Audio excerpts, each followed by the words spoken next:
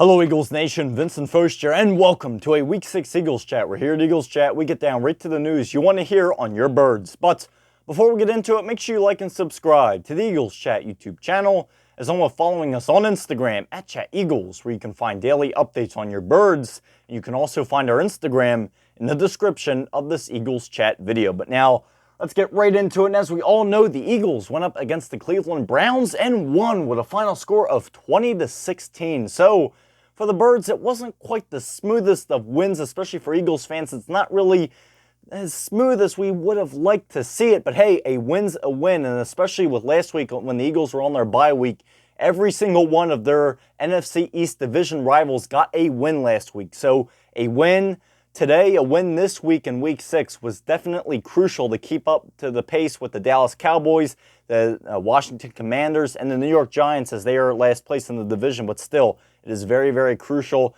to get a win today to stay on pace with the rest of your rivals, especially since the Dallas Cowboys just had a big-time loss today against the Detroit Lions. So that is something very, very special. But again, this is definitely a crucial win, and even though it wasn't the smoothest thing, it's still very good that the Eagles were able to get it, no matter how the win looks. But now, going into the injury update. Now, unfortunately, we have a lot of bad news this week on the injury update, and we're first going to start off with a big piece of the Eagles' offensive line, and that is Jordan Mailata. So the news with him is he is said to have a hamstring injury, as well with Dallas Goedert, who is also said to have a hamstring injury. The news with him is he is said for it to be strained. It is said for his hamstring to be strained. So that is also not quite the best news, especially for as good of tight end as he is. But our third big-time injury is Darius Slay, a.k.a. Big Play Slay, who is said to have a knee injury. So we'll continue to monitor all these injuries very, very closely as the rest of this week continues. Any updates on these injuries you can find on the Eagles Chat Instagram page. We'll make sure to keep you guys updated as best as possible on your birds, and as well to monitor the Eagles to make sure no other injury transpires out of today's game. As you know, sometimes when players go to bed and wake up the next morning, they feel something that they didn't necessarily feel when going to bed. So we'll continue to keep you updated on anything else that pops up injury-wise for the Birds, and just on the Eagles in general. Just make sure to follow us on Instagram for any big-time updates. Again, our Instagram is in the description of this Eagles Chat video. But now, moving on to a topic that a lot of people are still talking about. Even though the Eagles got the win today, it wasn't quite the smoothest thing in the world, and especially a big concern was looking at the team they played. I mean, it was the Cleveland Browns, and especially looking at last week where one of your division rivals, the Washington Commanders, absolutely stomped on the Cleveland Browns, and yet again, the Eagles struggle to come out of the gate firing as it is another slow start. Now, here it goes with Nick Sirianni. To get on topic with this, now, I know during the press conference today after the game, Nick Sirianni said, he was kind of getting tired of, this wasn't his exact quote, but he basically said he was getting tired of hearing the media constantly talk about the slow starts that the Eagles had, and saying that he will fix it and he will get things right. Well, I can't necessarily stop talking about the slow starts for the Eagles. When you haven't scored a single point in every game you've played this year in the first quarter, that seems to be a problem. And yes, I'm not joking, folks. The Eagles have not scored one single point in every first quarter that they have played this year. Through all 5 games they've played, they have not scored a single point in the first quarter. So, yeah, that's kind of hard to not talk about. And especially the amount of talent that you have on this team, that is something that is very, very concerning. Now, with Nick Sirianni, of course, the concern is, does he have complete control of this team? And I do think, some people may disagree with me, and that's absolutely okay if you disagree with me, but I still think he does have a good type of grasp on this team and on the players. I still think they like playing for him. I don't think that's an issue right there. What I do think is an issue is the lack of discipline. I do think when there is a big-time mess-up, or if a player makes a mistake, I don't see the discipline there. And again, I just do not see Nick Sirianni getting this team ready to play. I mean, this is against a Cleveland Browns team that has been struggling like crazy week after week after week, and especially coming out of a bye week where you've had 2 weeks to prepare for this game against the Cleveland Browns out of all the teams, and this is the performance that you put on the field.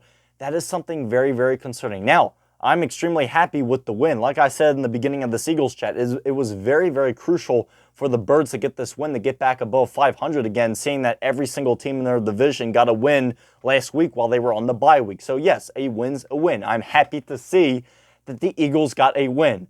But it was just a little concerning on some of the times where they really could have capitalized on the Browns and actually really could have put the Browns away. As you listen to the announcers during this game, they basically said the Eagles could have had this team, they could have really blown this team out, but there were just, breakdowns where the Eagles took themselves out of the game. Now, of course, with that blocked field goal, that was a little tough, where it was played well by the Cleveland Browns, blocked perfectly, and they ran it back for a touchdown. So that, that within itself, a lot of people were like, what just happened when they saw that? But, with all in all, if the Eagles would have made that field goal, we're obviously probably talking about a totally different game. The momentum would have been totally on the Eagles' side, and I don't know if it would have been this close necessarily. I'm pretty sure the Eagles would have gotten the win still, but I think the momentum would have been a heck of a lot more on the Eagles' side, where that offense would have just kept going and going and going to the point where it may have turned out like how the score was when the Commanders played them last week. But again, looking at it, it's still a little concerning on how Nick Sirianni has this team ready to play. The discipline is still, I'm not quite on the side of this team really being ready to go. And like I said, the discipline is quite concerning, seeing week after week after week, the plays that are made, the penalties that really shouldn't have happened, the discipline and the penalties, the stupid penalties every single week. That is what I mean when I say I'm concerned about the discipline. And I don't see that really getting any better. Now, obviously, the Cleveland Browns had their own issues with penalties, which is understandable. But again, the Cleveland Browns are on a completely different talent level than the Philadelphia Eagles are. And that, again, is where I find that score to be concerning. 20-16, and one side is a heck of a lot more talented. You have a heck of a lot more Pro Bowlers and guys that really have just are off the charts, in terms of talent. Just look at the Eagles' offense. Lane Johnson, A.J. Brown, Devontae Smith, Dallas Goedert, even though he was hurt, and Jalen Hurts as well, who has shown his talent.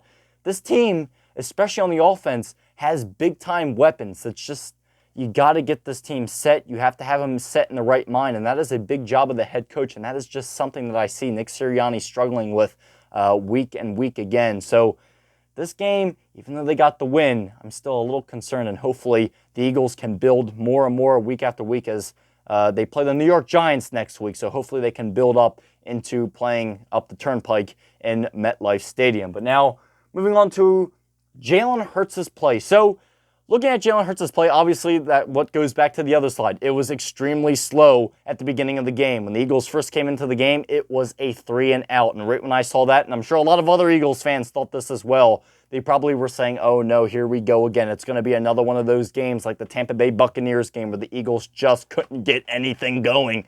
But it turned out to be something where, as the game continued, there was improvement. And that is something that I will 100% take. And something I really like to see was Kellen Moore's play calling. I really liked what I saw out of him.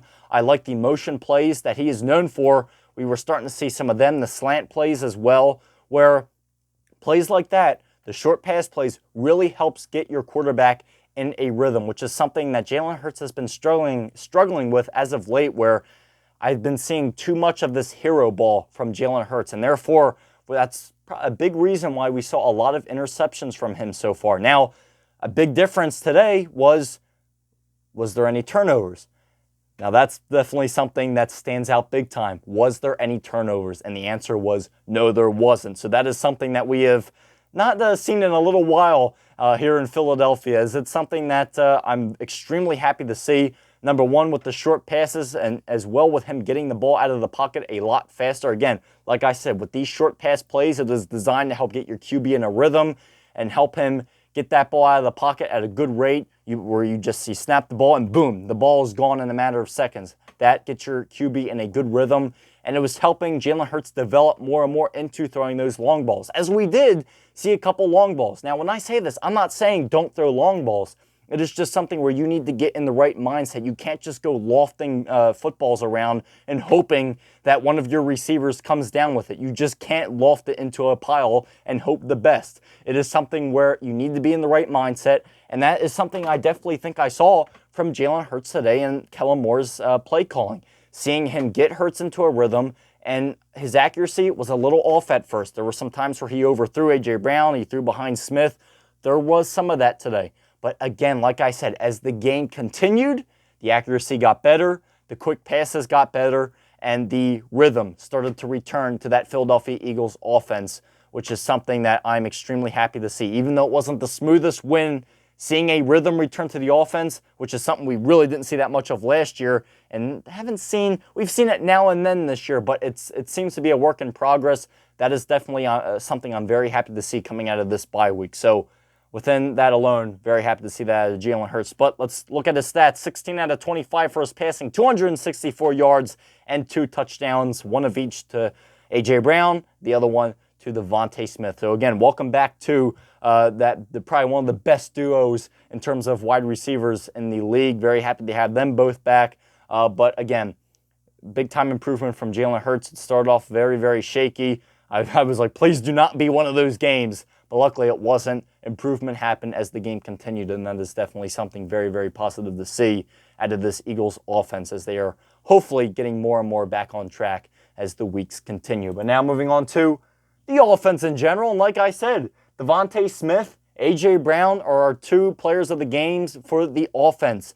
I mean, look, A.J. Brown, 6 receptions, 116 yards, obviously the 1 touchdown. DeVonta Smith, 3 receptions for 64 yards, 1 touchdown. So these 2 guys, their first time back is definitely a big time. Both get a touchdown. Both performed at a very, very high level. DeVonta Smith on his touchdown, he got out there in the open. A.J. Brown had a good couple of strong catches and runs today. So that is definitely something really good to see out of this big-time duo for the Birds, and hopefully we'll continue to see more and more of that down the line as this season continues. But someone I can't forget, I didn't have his picture, and I don't have him on the slide, but I have to give him some recognition, and that is Grant Calcaterra. He had 4 receptions for 67 yards, and he is our other tight end. So as you all know, obviously, like I said in the beginning of this Eagles chat, Dallas Goedert is now out with a hamstring strain. So Grant Calcaterra got a lot more playing time today, and he definitely performed at a pretty good level. Again, like I said, 4 receptions, 67 yards. He had some major contributions to this Eagles win today. So I know Dallas Goedert is some big shoes to fill, as he is one of the best tight ends in the league as well. Like I said, this offense has a lot of talent on it. So when one guy gets hurt, it is definitely big shoes to fill from the guy behind him. But I definitely think Grant Calcaterra did a great job, and I have to definitely recognize him as the Eagles got this big-time win. They get back on the winning side of things. Once again, they get above 500. But now moving on to the defense, and I basically made the whole defensive slide for Brandon Graham. Extremely happy to see him get this milestone, 200 career games for BG. He's been someone that I've been watching ever since I was little. Been a big role model for me as I've played sports all my life and still am today.